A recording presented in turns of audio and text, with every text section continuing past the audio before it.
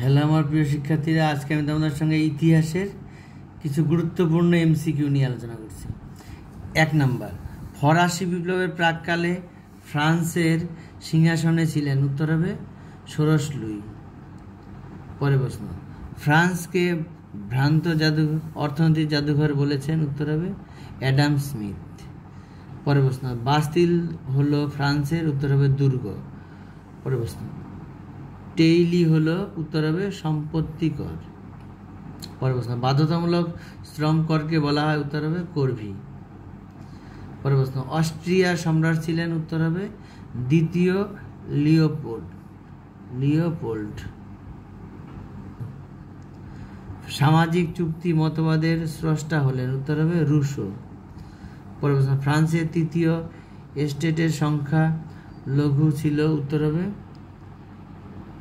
শাহকুলো। Napoleon বোনাপার্টের জন্ম হয়েছিল? উত্তর হবে কর্সিকা দ্বীপে। উত্তর হবে কর্সিকা দ্বীপে। ট্রাফালগারের যুদ্ধে পরাজিত হয়? উত্তর হবে ফ্রান্স। পরে প্রশ্ন, সপ্তবর্ষব্যাপী যুদ্ধের সময় ফ্রান্সের রাজা ছিলেন? উত্তর হবে পঞ্চদশ লুই। পরে প্রশ্ন, তাবলো ইকোনমিক গ্রন্থটির লেখক হলেন? উত্তর হবে কুয়েসনে। কনফেডারেশন অব দ্য রাইন গঠিত হয়? উত্তর হবে 1806 খ্রিস্টাব্দে। পরে প্রশ্ন, আমি রাষ্ট্র এই উক্তিটি করেন ফরাসি রাজা? উত্তর হবে চতুর্দশ লুই। ফ্রান্সকে ভ্রান্ত অর্থনৈতিক জাদুঘর বলে সমালোচনা করেন? উত্তর হবে অ্যাডাম স্মিথ। পরে প্রশ্ন, ফ্রান্সের কর ব্যবস্থায় লবণের উপর ধার্য করের নাম হলো? উত্তর হবে গেবেল। পরে প্রশ্ন, দ্বিতীয় জাস্টিনিয়ান নামে অভিহিত? উত্তর হবে নেপোলিয়ন। পরে প্রশ্ন, ডাইরেক্টরি নামে প্রজাতান্ত্রিক শাসন শুরু হয়েছিল? উত্তর হবে ফ্রান্সে।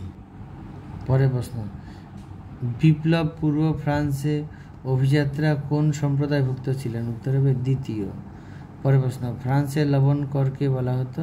উত্তর গ্যাবেল। পরে প্রশ্ন, ফ্রান্সে ডাইরেক্টরি শাসনের সূচনা হয়? উত্তর হবে 1795 খ্রিস্টাব্দে। পরে প্রশ্ন, রোবসপিয়র ছিলেন একজন? উত্তর হবে জ্যাকোবিন নেতা। পরে প্রশ্ন, বাস্তিল দুর্গ ছিল? উত্তর হবে স্বৈরাচারী শাসনের প্রতীক। পরে প্রশ্ন, 1804 খ্রিস্টাব্দে ফরাসি সম্রাট ছিলেন? উত্তর হবে নেপোলিয়ন বোনাপার্ট। পরে প্রশ্ন,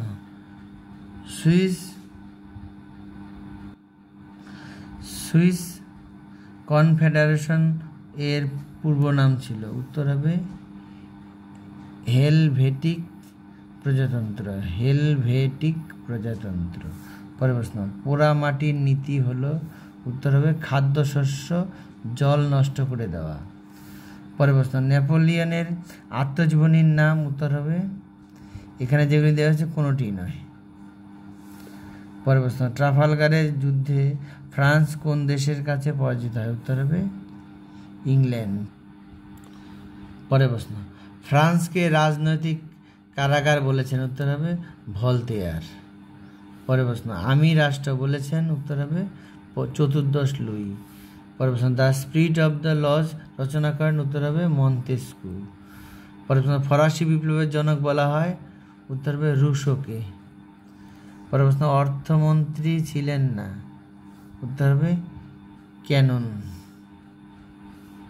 পরে প্রশ্ন, 175 বছর পর সেন্স জেনারেলের অধিবেশন বসেছিল? উত্তর হবে ভার্সাইয়ে। পরে প্রশ্ন, ব্রান্সউইক ছিলেন? উত্তর হবে প্রাশিয়ার সেনাপতি। প্রশ্ন, নেপোলিয়ন ছিলেন? উত্তর হবে ফরাসি।